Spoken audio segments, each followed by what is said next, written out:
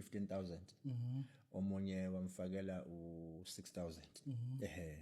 uthe suka lapho wasethi akashuta inkomo Eyiphi inkomo ufuna ube hayi inkomo lengezansi kumuntu esifazane Eyiphi ngezansi inkomo yenkomo No icacise manje wajozo balento isiqhela zifuna ushethi yini la nathatha ayishuthi mkhulu lo muntu wathi aka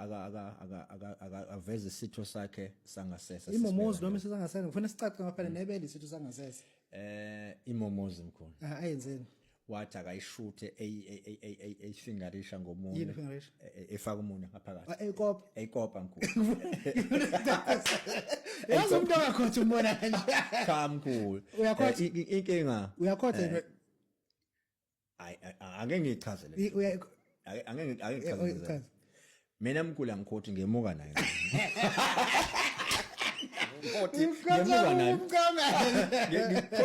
ngemuka naye ngemuka naye ngiyakutshela uthi lo muntu lo uthi shuthi imomozi uthi akashuthi imomozi akopa inkomo afingerisha ya makaqeda la kwenzekeni